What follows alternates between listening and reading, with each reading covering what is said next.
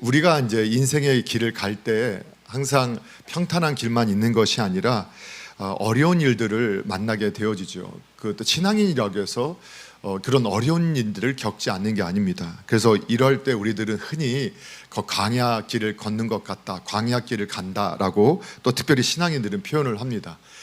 세상의 사람들은 특별히 이 광야의 인생을 실패했다, 그리고는 우리가 우리의 인생에서 탈락하게 되어졌다, 그리고 절망 가운데 빠지는 그러한 장소로 이해하기도 합니다. 그러나 성경은 이 광야를 오히려 하나님의 사람이 준비되어지는 장소로 곳곳에서 소개하고 있는 걸 보게 되어집니다. 오늘 본문은 다윗의 광야 생활이 아둘람굴에서 시작을 하게 되는데 22장 전체에 보게 되면 공식적인 광야 훈련의 출발점으로서 아둘람굴, 그리고 노베 사건, 또 사울의 폭정 가운데 다윗의 공동체가 어떻게 시작되고 있는가를 우리에게 보여주고 있습니다. 그래서 이 다윗의 광야 생활은 이 사울의 핍박을 피해서 도망치는 고통의 시간처럼 보이지만 하나님이 그의 신앙 인격과 믿음을 다듬으시는 훈련의 장이 되어지고 있다는 것을 확인하게 됩니다. 그래서 오늘 본문과 22장 전체를 통해서 다윗의 광야 생활의 시작이라는 제목으로 우리가 고난의 때 하나님께서 어떻게 우리 가운데 일하시고 계시는지, 그리고 우리는 어떻게 믿음으로 반응해야 하는가를 함께 찾아보고 은혜를 받는 시간을 가지려고 합니다. 먼저 첫 번째는 이 광야는 하나님이 공동체를 세우시는 자리가 되어줄 수 있음을 우리에게 말씀해 주고 있어요. 우리가 함께 오늘 본문의 말씀을 읽으셨죠. 1절 2절을 같이 다시 한번 읽어보면 좋을 것 같아요. 1절 2절 함께 읽겠습니다. 시작.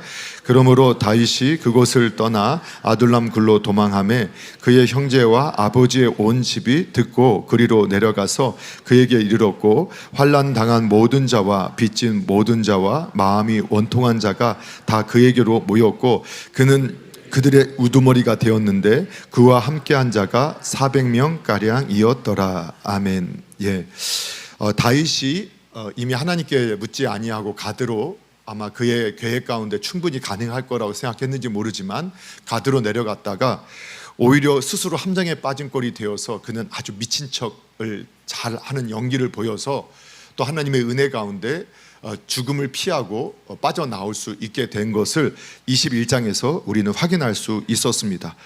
그리고 다윗은 가드를 나와서 이제 아둘람 굴이라는 굴로 그가 도망을 하게 됐는데, 이 아둘람이라는 의미가 은신처, 피난처라는 의미를 가지고 있습니다. 그리고 그는 그 과정 속에서 더 하나님을 찾게 되었고, 하나님의 인도하신 가운데 지금 아둘람으로 피신한 것으로 우리가 해석을 할 수 있게 됩니다. 근데 이 아둘람으로 피신한 그 가운데서 참 놀라운 역사가 있었는데, 그게 뭐냐? 여러분 2절에 보니까 환난 당하는 모든 자, 빚진 자, 원통한 자들이 이 다윗에게 모여들기 시작해서 어떻게 됐느냐? 400명가량의 이 공동체를 형성하게 되어진 것을 보게 되어집니다. 이때 이 환난당한 자, 빚진 자, 원통한 자들을 보게 되면 그 의미로 보면 그냥 환난당하고 빚쟁이가 되어졌고, 그리고 아주 마음에 상처가 있는 사람들, 그래서 사회에서 실패한 사람들이 다윗에게로 모여들었다라고 이렇게 이해할 수도 있을 것 같습니다. 그런데 오늘 이렇게 본문을 자세히 살펴보게 되면 오늘 성경이 말하는 환난 당하는 사람, 그리고 빚진 자, 원통한 자들은 어쩌면 다윗과 같은 형편에 있었던 사람들이라고 이해할 수 있습니다. 1절에 보게 되면 먼저 다윗의 형제, 그 부모님, 그리고 가족들이 다윗에게 먼저 찾아왔다고 되어 있지요. 여러분, 당시에 사울은 이 다윗을 반역의 죄로 그를 고발하고 그를 죽이고자 했던 거 여러분 아실 겁니다. 여러분, 우리가 사극이나 우리가 역사책을 보게 되면 반역자는 그만 죽는 게 아니라 그 집안 전체가 죽임을 당하는 그러한 문화가 있었지 않습니까? 그러니까 다윗 때도 마찬가지여서 지금 사울의 위협이 점점점 강화되어지고 있는 가운데서 이제 다윗의 가족들도, 부모님도, 그 가정 형제들도 이제는 도저히 견딜 수가 없는 상황에서 다윗이 있는 아둘람 굴로 함께 피신하기로 작정을 하고 그들이 함께 도망쳐온 것을 보게 되어집니다. 이러한 연관성에서 볼 때 오늘 이 성경에서 나오는 환난 당한 모든 자, 빚진 자, 원통한 자들도 이처럼 사울의 통치 아래서 고통당했던 사람들이라고 우리가 해석할 수 있게 되어지게 되는데, 예를 들면 이 환난 당한 자라는 것은 외적으로 가해지는 핍박이 너무나 오랫동안 지속되어짐으로 고통을 받고 있는 사람들을 표현하는 표현으로 나와 있습니다.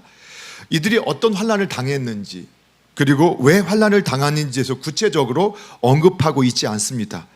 그렇지만 사울은 하나님의 사람으로 시작을 했지만 신본주의자가 아니라 인본주의자로 타락해 가면서 세속적인 방법으로, 인본주의적인 방법으로 나라를 운영하고 있었죠. 이런 사울의 잘못된 정책이나 정치 학정에 의해서 오랫동안 고통을 당했던 일반 백성들, 특별히 다윗과 함께 했던 사람들, 또 다윗을 기뻐했던 사람들, 다윗을 죽이는 것에 반대했던 사람들, 이러한 사람들에 대해서 사울이 오늘 본문을 통해서도 확인되어지게 되지만, 그는 자기를 따르고 자기의 사이고 자기에게 너무나 많은 도움을 주었던 다윗도 자기의 마음에서 벗어나자 죽이고자 했기 때문에 그렇게 정치적인 탄압을 받았던 그러한 사람들이 오늘 이 환난 당한 모든 자라고 우리가 이해할 수 있게 됩니다. 또한 이 빚진 자라는 것도 이러한, 특별히 이제 이 단어 히브리어가 사용된 것을 찾아보게 되면 이 고리대금업자들에게 의해서 그렇게 강탈당한 이러한 빚진 자들이라는 의미를 가지고 있게 됩니다. 역시 이 부분도 어떻게 우리가 이해할 수 있게 되느냐, 사울은 인본주의 정책을 폈죠. 자기 사람을 세우려고 했고, 자기하고 함께 있을 때, 자기에게 유익이 될 때는 참 많은 것을 주었지만 자기에게 조금이라도 불편함을 끼치게 될 때는 그는 죽이고자 했고 강탈하고 빼앗고자 하는 그러한 모습을 보였던 것을 우리가 보게 되지요. 그게 인본주의적인 지도자의 모습인 것을 우리는 사울을 통해서 확인하게 되어집니다. 그렇기 때문에 이때 빚진 자라는 것은 사울의 학정에 의해서 재산을 강탈당한 자들이거나 사울에 의해서 계속해서 불이익을 당한 사람들을 표현한 것이 빚진 자라고 이렇게 표현하는 것으로 또 많은 성경의 해석가들은 해석하고 있는 걸 보게 되어집니다. 그러면 원통한 자라는 의미는 어떤 거냐? 이 원통하다라는 이 히브리어를 찾아보게 되면 어떻게 사용되었는가 찾아보게 되면 이게 상실의 감정으로 인해서 아주 고통당하는 상태를 표현할 때 쓰는 것입니다. 무엇인가 상실감 속에서 갖게 되는 고통, 또 한 가지는 우리가 암곰이 새끼곰을 빼앗겼을 때 갖게 되는 그 분노의 상태를 표현할 때 이때 이 단어를 사용하고 있는 걸 보게 되어집니다. 그러니까 어떤 것이냐, 원통한 자라는 것은 오늘 본문에 보게 되면 이 다윗을 찾아온 환난당한 모든 자들, 그리고 이 빚진 자들이 가지게 되는 이 분노의 감정, 상처받은 마음을 표현하는 단어로 이해할 수 있게 됩니다. 그러니까 다윗에게 찾아왔던 사람들은 다윗이 이미 환난을 당하고 또 빚진 자가 되었고 원통한 일들을 경험하고 이렇게 숨는 자가, 도망자가 되어서 이 아둘람 굴에 숨어 있을 때 같은 이 환난을 당하고 그리고 같은 빚진 이 강탈당함을 경험했던, 그래서 이 원통했던 사람들이 다윗에게 찾아왔던 모습을 우리가 볼 수 있게 되어집니다. 그래서 오늘 이 당시에 사울의 왕국의 학정으로 인해 고통당하던 이러한 신본주의자들이 어쩌면 이렇게 그 사울의 학정을 피해서 같은 고통을 겪고 있는 다윗에게 나온 것으로 우리가 이해할 수 있게 됩니다. 그러한 사람들이 약 400명 가량이 함께 다윗과 함께 하게 되었습니다. 또 그들은 이 사울의 왕국에서 외면당한 자들이었고 또 소외당한 자들이었고 또 고통당하는 자들이었습니다. 하지만 그들은 오늘 하나님께 쓰임받는 새로운 공동체의 씨앗이 되어지게 되고, 그렇게 다윗과 함께 그렇게 준비되어지게 되고, 훗날에 이 다윗과 오늘 이 함께했던 400명의 용사들이 함께 성장해서 하나님의 나라, 다윗의 왕국, 하나님의 왕국을 세우는데 결정적인 역할을 하는 것을 볼 때, 그들이 사울의 왕국에서는 도피자가 되었고 버림받는 자가 되었고 학대받는 자들이 되었지만, 오히려 그들이 다윗과 함께 모여 하나님 나라를 세울 새로운 공동체의 씨앗으로 또 그렇게 준비되어져 가는 모습을 우리가 확인하게 됩니다. 다윗은 이들 가운데 지도자로 세움을 받게 되고, 이 하나님은 광야에서 다윗과 그와 함께 하고 있는 하나님의 사람들을 잘 연단하고 훈련시킴으로 하나님의 뜻을 이뤄가도록 준비하는 그러한 모습을 보게 되어집니다. 사랑하는 성도 여러분, 그래서 교회는 어떤 곳이냐? 이처럼 인본주의자들에 의해 상처받은 신본주의자들이 회복되는 공동체가 교회가 되어줄 줄로 믿으시기 바랍니다. 우리가 속한 이 세상은 당연히 이 세속주의, 인본주의를 따라가는데, 때로는 교회당 안에 오늘 사울처럼 인본주의자들이 오히려 신본주의자를 핍박하고 진리를 왜곡하고 또 이렇게 상처 주고 깨트리게 되는데, 여러분, 그때 하나님께서 우리를 함께 있게 하시고 또 하나님께서 우리를 그 인본주의자와의 싸움에서 상처받고 우리가 고통을 당한다 할지라도 그 가운데 가는 이 광야의 여정은 저와 여러분을 하나님께서 더 아름답게 만들어가는 과정임을 확신하시기를 바랍니다. 그리고 오늘 하나님께서는 이렇게 또 신본주의자들이 함께 모이도록 하나님께서는 섭리하셨고 또 그렇게 준비하셔서 하나님의 뜻을 이루게 하실 것도 여러분 믿으시기 바랍니다. 그런데 이때 광야는 이 동일한 광야의 길을 걷는다고 해서 모두가 하나님 앞에 준비되어지는 것은 아님이 분명할 겁니다.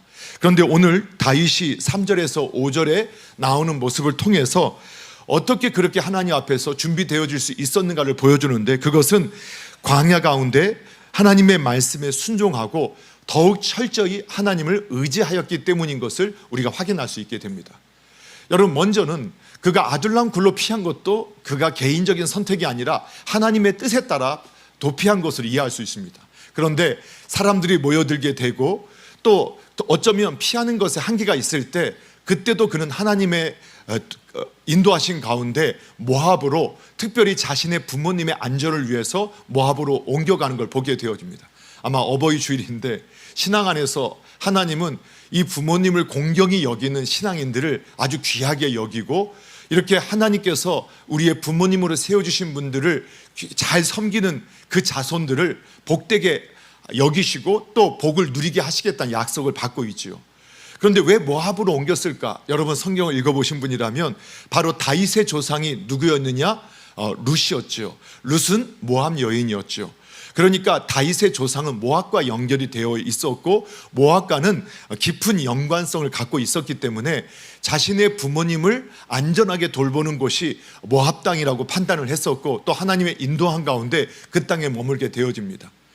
그런데 얼마 지나지 않아서 선지자 갓이 하나님의 말씀을 받고 그 요새, 모압의 요새에 머무는 것이 하나님의 뜻이 아니라 네가 다시 유다 땅으로 돌아가라 하는 하나님의 말씀을 듣게 됐을 때 다윗은 조금도 주저함 없이 바로 모압 땅을, 모압에 있는 요새를 떠나서 바로 유다의 광야 헤롯 숲으로 들어가는 것을 오늘 우리가 성경 통해서 확인할 수 있었습니다.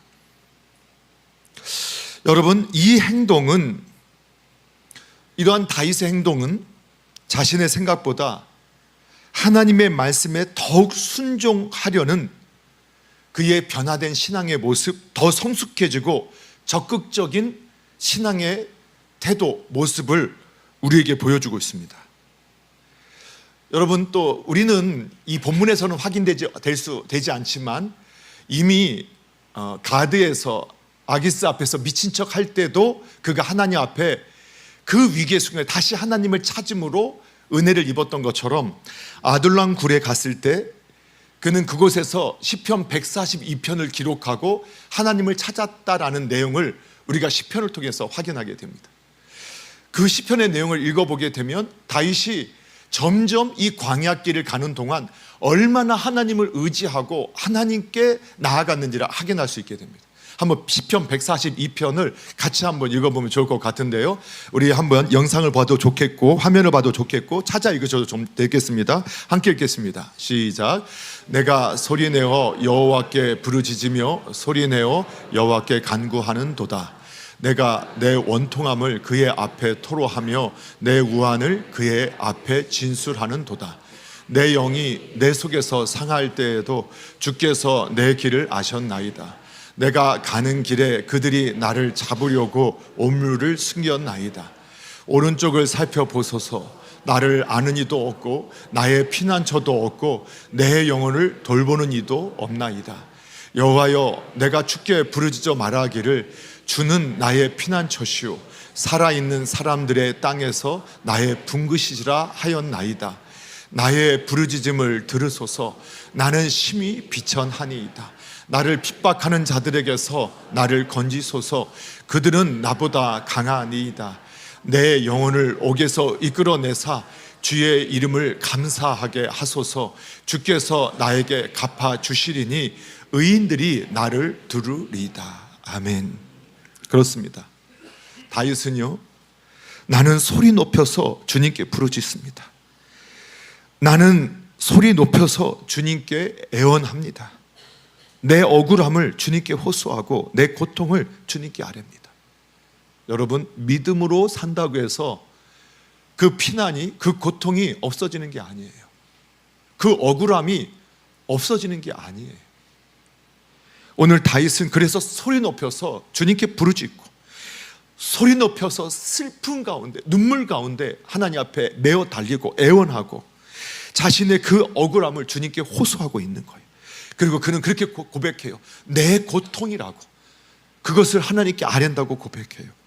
그러면서 그는 하나님에 대한 신앙 고백을 하면서 뭐라고 했죠? 내 영혼이 연약할 때 주님이 내 갈 길을 아시고 사람들은 나를 잡으려고 내 가는 길에 함정을 팠고 덫을 놓았는데 주님만이 내 갈 길 아십니다 라고 신앙의 고백을 해요.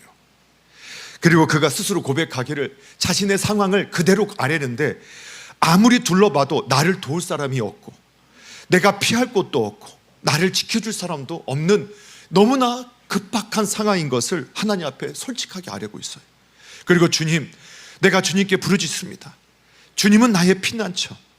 사람 사는 세상에서 내가 받은 몫은, 분깃은 주님뿐입니다. 내가 의지하고 내가 받은 하나의 그 기업, 나의 선물, 내 몫은 주님만이 나의 몫이 유일하게 나에게 남아있는 유일한 분깃이고 몫이라고 그는 고백하고 있어요. 그리고 6절에서 그는 다시 그렇게 고백했잖아요. 나는 너무 비참하게 되었습니다. 너무나 슬프고 고통 속에 빠져 있습니다. 여러분, 다윗이 신앙으로 도망자의 삶을 산다고 해서 그가 고통이 없고 그가 비참함을 느끼지 않는 게 아니었어요. 하나님 앞에서 그는 자신의 심정을 솔직하게 고백해요. 너무 비참하게 되었습니다. 그래서 내가 이렇게 부르짖고 이렇게 주님 앞에 나왔으니 제발 제 목소리에 귀를 기울여 주십시오. 나를 핍박하는 자에게서 나를 좀 건져 주시고 그들에게서 나를 구해 주십시오. 왜? 그들이 지금 나보다 너무 강하니까 제가 어찌할 바를 모르겠습니다. 여러분, 다윗의 기도가 우리의 기도가 되어야 할 줄로 믿습니다. 그래서 다윗은 그렇게 고백해요. 내 영혼을 옥에서, 감옥에서 끌어내 주십시오. 지금 자신의 삶을, 지금의 자신의 형편을 그는 뭐라고 고백하느냐? 내가 감옥에 갇힌 것 같습니다. 아둘람 굴에서 그가 하나님을 의지하고 하나님을 만나고 있었지만 그의 마음속에 아둘람은 감옥같이 느껴졌고 옥같이 느껴졌고 숨막히고 죽을 것 같은 그런 상황이었던 것을 그는 솔직하게 알고 있어요. 그런데 은혜가 뭐냐? 그 형편과 상황 가운데서 그는 누구를 찾고 있어요? 하나님을 찾고 있고 하나님을 의지하고 있고 하나님께 애원하고 있고 하나님을 붙잡고 있다라는 거예요. 그래서 하나님, 나를 그 감옥에서 건져주셔서 나로 하여금 하나님을 찬양하게 하여 달라고, 그리고 내게 넘치는 은혜를 베풀어 달라고. 여러분, 그랬더니 하나님께서 그 기도 가운데 400인을 같이 빚진 자들, 같이 하나님 앞에서 참으로 환난 당했던 사람들, 그 원통했던 사람들을 다윗에게 보내주시면서 다윗을 위로하시고 다윗과 함께 하신 하나님을 우리가 보게 돼요. 여러분, 광야의 길을 가고 있다고 해서 모두가 그 광야의 길을 통과하는 것은 아니에요. 광야 학교에 입학했다고 해서 광야 학교를 다 졸업하는 건 아니에요. 하나님의 말씀을 따라 살고자 하는 사람들에게 하나님께서 그들과 함께 하시면서 그들의 길을 열어가 주신다는 사실을 저와 여러분이 확신할 수 있기를 주님의 이름으로 축복합니다. 우리가 가는 광야의 길, 광야에서 길이 보이지 않고 문이 보이지 않는 것처럼 보일 때, 그때가 더욱 하나님을 찾을 때이고 하나님의 뜻대로 말씀대로 순종할 때인 줄로 믿으시기 바랍니다. 바로 우리가 하나님을 찾고 그분의 말씀에 순종함으로 어금니를 꽉 물고 아니면 억지로라도 십자가를 지고 끝까지 하나님의 말씀에 순종할 때, 그것이 우리의 이 광야의 문을 여는 열쇠가 될 것이고 광야의 길을 여는 열쇠가 되어줄 줄로 믿으시기 바랍니다. 또한 두 번째 우리가 살펴볼 게 있어요. 광야는 하나님의 통치와 인간의 통치가 구별되는 자리입니다. 여러분, 사울은 신분주의자, 하나님의 뜻으로 시작됐어요. 그러나 결국은 이 세속주의, 인본주의에 빠졌고 철저한 인본주의자 지도자로 타락하게 되어졌어요. 그에 대한 모습이 6절에서 19절까지 너무나 자세하게 나와 있어요. 그냥 다른 해석이 필요 없을 정도로 저와 여러분이 6절에서 19절을 읽어보면 이게 인본주의자의 모습이구나 하는 걸 알게 되어져요. 자, 그러면 어떻게 할까요? 읽어봐야겠죠. 자, 6절부터 19절에서 읽으면서, 자, 하나님의 교회 안에 있었던 지도자, 하나님께서 세운 지도자 사울이 어떻게 인본주의자가 되어져 갔고 어떻게 타락하고 그 인본주의자 지도자의 모습은 어떤 모습인지 6절부터 우리가 좀 길지만 19절까지 같이 우리가 함께 읽어보도록 하겠습니다. 함께 있습니다. 시작. 사울이 다윗과 그와 함께 있는 사람들이 나타났다 함을 들으니라. 그때 사울이 기브아 높은 곳에서 손에 단창을 들고 에셀 나무 아래에 앉았고 모든 신하들은 그의 곁에 섰더니 사울이 곁에 선 신하들에게 이르되 너희 베냐민 사람들아 들으라. 이새의 아들이 너희에게 각기 밭과 포도원을 주며 너희를 천부장 백부장을 삼겠느냐.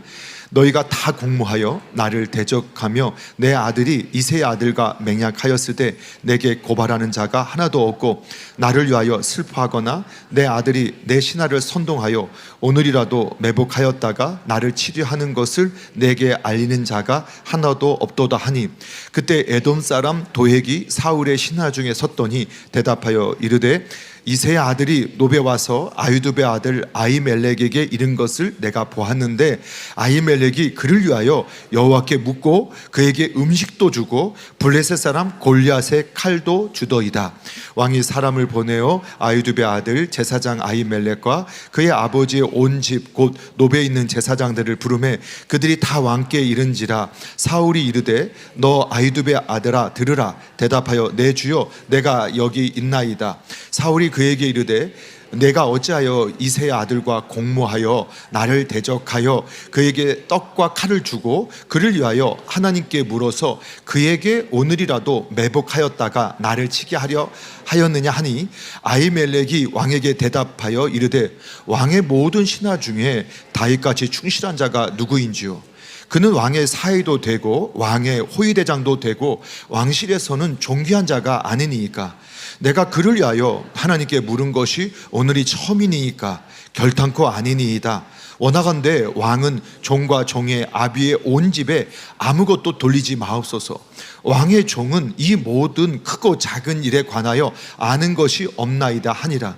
왕이 이르되 아히멜렉아 네가 반드시 죽을 것이요 너와 내 아비의 온 집도 그러하리라 하고, 왕이 좌우의 호위병들에게 이르되 돌아가서 여호와의 제사장들을 죽이라. 그들도 다윗과 합력하였고 또 그들이 다윗이 도망한 것을 알고도 내게 알리지 아니하였음이니라 하나, 왕의 신하들이 손을 들어 여호와의 제사장들 죽이기를 싫어한지라. 왕이 도에게 이르되 너는 돌아가서 제사장들을 죽이라 하매 에돔 사람 도액이 돌아가서 제사장들을 쳐서 그날에 세마포 에봇을 입은 자 85명을 죽였고 제사장들의 성읍 노베 남녀와 아이들과 젖 먹는 자들과 소와 나귀와 양을 칼로 쳤더라. 아멘. 여러분, 그가 단창을 잡고 딱 섰어요. 권력을 잡고 있었던 그 창을, 그 권력으로 협박을 하고 있죠.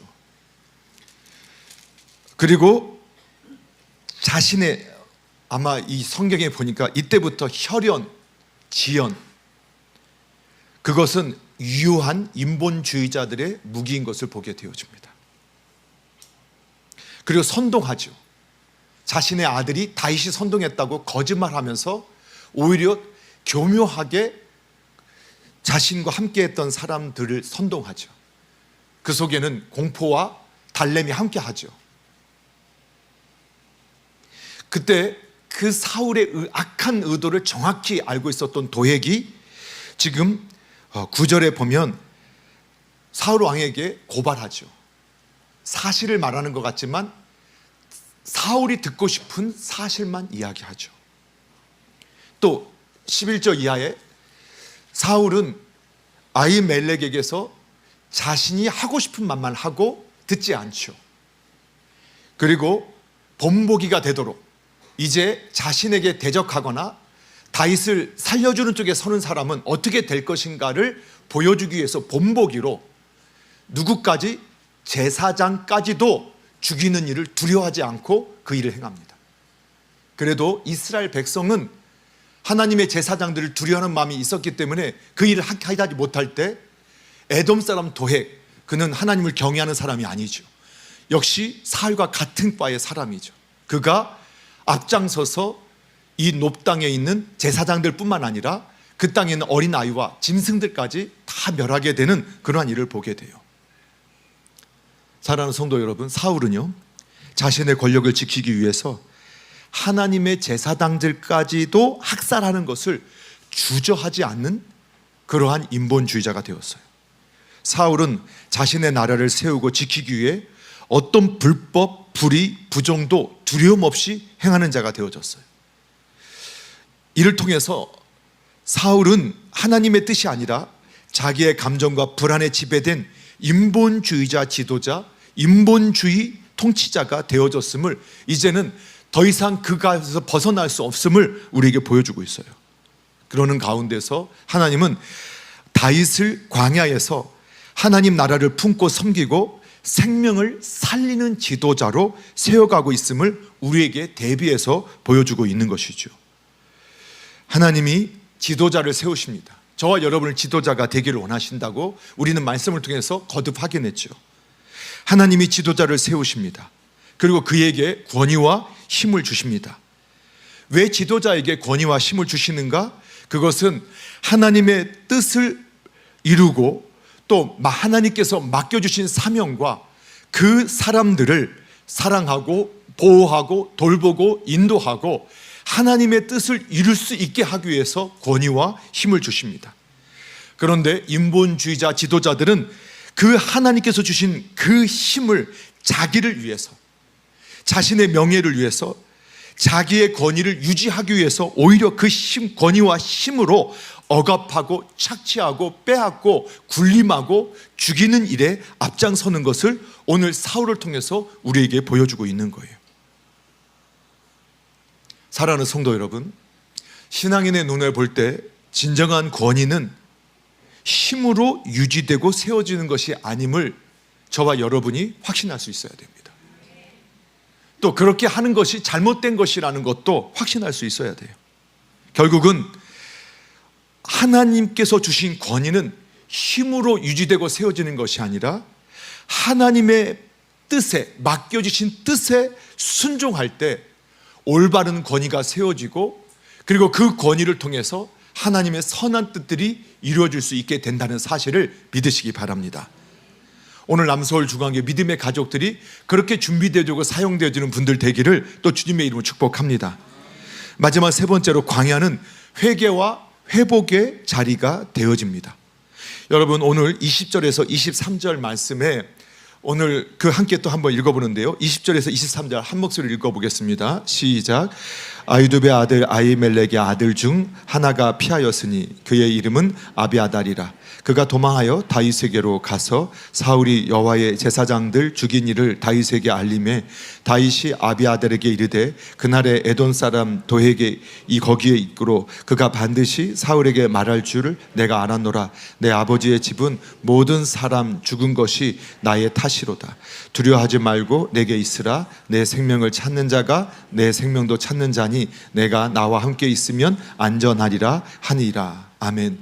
높당 제사장들 중에서 유일하게 살아남은 자녀가 있었어요. 그게 아비아달이었어요. 그도 이제 다윗과 함께 또 다윗을 찾아왔던 환난 당한 모든 자, 빚진 자, 원통한 자가 되어진 사람이었어요. 그리고 그와 같은 일을 겪었던 다윗에게 그는 찾아가고 있지요. 이때 아비아달이 도망해 오자 다윗은 놀라운 고백을 하고 있어요. 그게 어떤 고백이냐? 22절에 보게 되면 그날에 에돔 사람 도액이 거기 있기로 그가 반드시 사울에게 말할 줄을 내가 알았다. 알았는데 내가 어떤 조치도 할 수 없었다. 너무나 급박한 상황에서 내가 피하기에 급급해서 내가 어떤 조치도 취하지 못했던 것, 너의 아버지 집에 모든 사람이 죽은 것이 내 탓이다. 나의 탓이다 라고 고백해요. 사울의 탓, 에돔 사람 도액의 탓, 그게 아니라 내 탓이다. 여러분, 지도자는 책임을 지는 자리입니다. 이 세대가 인본주의 세대, 이 세속주의가 물든 이 시대에 가정의 지도자도, 사업의 지도자도, 이 삶의 지도자도, 나라의 지도자도 자신의 책임을 누군가에게 덮어 씌우고 자신이 저질렀던 그 모든 것을 잘 피해가는 것이 좋은 지도자인 것처럼 속고 있는 이 시대, 여러분, 하나님이 기뻐하는 지도자는 책임을 지는 지도자라는 것을 우리에게 보여주고 있는 거예요. 그리고 다윗은 책임을 지는 지도자로 하나님께서 성장해 가도록 인도하고 계신다는 것을 저희가 보게 되어져요. 그래서 그는 아비아달에게 이렇게 말하죠. 너는 나와 함께 있으라. 내가 너의 피난처가 되겠다. 여러분, 다윗에게 유일한 피난처는 하나님밖에 없다겠어요. 그렇게 나와 함께 했던 사람들, 나를 좋아했던 사람들이 하루아침에 그를 버렸어요. 그러한 내용은 앞으로도 계속 나오게 돼요. 그런데 이제 자신에게로 함께 도망쳐 온 아비아달, 그에게 이제 나는 너의 피난처가 되겠다. 하나님이 나의 피난처가 되듯이 나는 너의 피난처가 되겠다고 고백하고 있는 걸 보게 되어져요. 그는 자신에게 피해 도망왔던 그 400여 명의 사람들에게도 동일한 고백을 하고 있는 것이라고 저는 확실해요. 이것이 성경이 말하는 신본주의자 지도자의 모습인 줄로 믿으시기 바랍니다. 사랑하는 성도 여러분, 오늘 다윗은 자신이 실수했던 작은 일조차도 하나님 앞에서 책임지는 모습을 가지고 있었어요. 그리고 그는 하나님 앞에서 하나님의 나라를 세워가고 또 사람을 섬길 줄 알고 또 사람을 세워가는 살리는 지도자로 훈련되어져 가고 있음을 우리에게 보여주고 있어요. 이처럼 광야 학교는 계속해서 자신을 돌아보는 학교예요. 다윗은 이 광야 학교에서 그 고통 속에서 하나님을 바라보면서 자신 속에 있는 그 악을, 정말로 뿌리 깊게 박혀 있는 그 죄성을 스스로 발견하게 되고 하나님 앞에 고백하면서 회개의 기회를 얻게 되어집니다. 그러면서 자신을 돌아보고 회개하면서 하나님의 나라를 품고 또 하나님께서 맡겨주신 사람들을 향해서 오늘 사울의 길이 아닌 다른 하나님이 기뻐하시는 길을 가기를 결정하고 선택하는 지도자로 훈련받는 것을 보게 되어집니다. 저와 여러분이 오늘 이 광야의 학교를 그렇게 졸업할 수 있게 되기를 주님의 이름으로 축복합니다. 다윗의 광야 생활은 도망자의 고통에서 시작되었지만 하나님의 사람으로 만들어져 가는 여정이었던 것을 오늘 우리는 성경을 통해서 살펴보았습니다. 그래서 아둘람의 굴과 이 광야는 고립의 장소가 아니라 새로운 비전과 하나님 나라의 공동체를 탄생하게 하는 그러한 장소가 되어지고 있음을 우리는 발견하게 됩니다. 우리의 인생의 광야에서도 오늘 다윗의 인생의 광야에 함께했던 하나님이 여전히 일하시고 계신다는 사실을 믿으시기 바랍니다.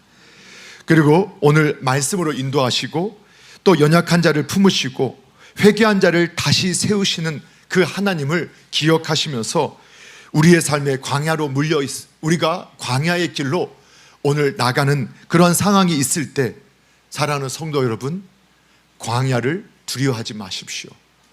광야의 고통에 무너지거나 포기하거나 절망하거나 인생의 탈락자로, 인생의 실패자로 스스로를 포기하지 마시기 바랍니다.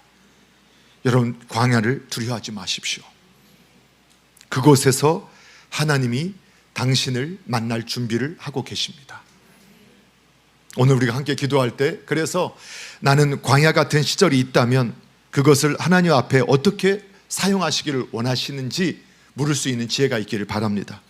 광야 가운데서 더욱 하나님의 이름을 붙잡고 하나님을 바라보고 하나님 말씀에 기울이고 또 하나님께 나아가는 삶이 되기를 결심하시는 분들이 되시기를 바랍니다. 또 한 가지는 내가 지금 만나고 있는 믿음의 형제나 또는 믿지 않는 이웃 중에서 환난 당하는 자, 빚진 자, 원통한 자가 있다면 그게 누구인지, 나는 그들에게 어떻게 다가가고 품을 수 있는지 여러분 자신을 살필 수 있는 은혜가 있기를 주님의 이름으로 축복합니다.